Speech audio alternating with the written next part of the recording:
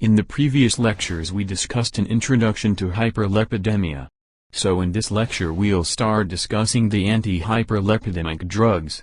And they include the statins, niacin, fibrates, bile acid-binding resins, a cholesterol absorption inhibitor, and omega-3 fatty acids.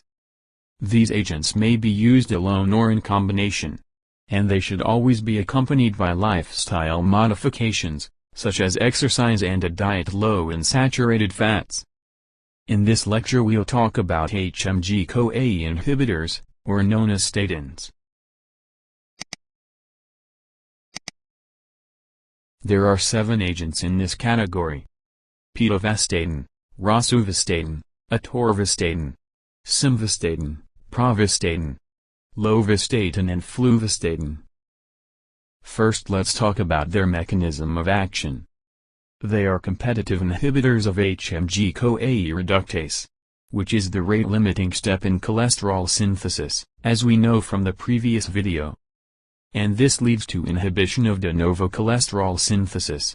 So they deplete the intracellular supply of cholesterol.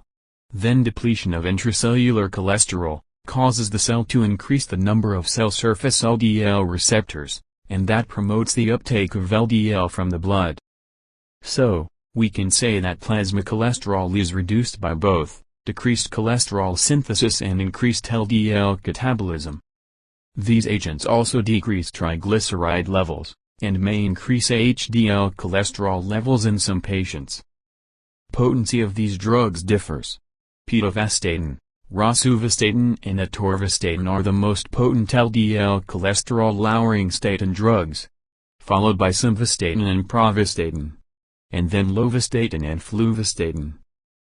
These drugs are effective in lowering plasma cholesterol levels in all types of hyperlipidemias. Reduction of elevated total and LDL cholesterol levels to slow progression of coronary artery disease, along with diet and exercise. So reduce the risk of stroke and myocardial infarction.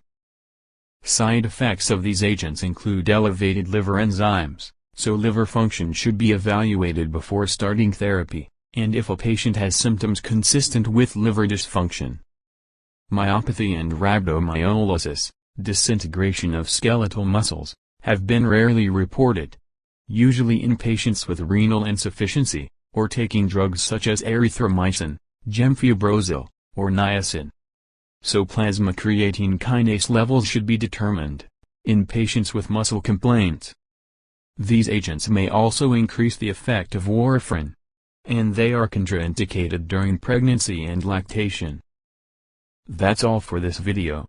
In the next lecture we'll continue discussing the anti-hyperlepidemic drugs.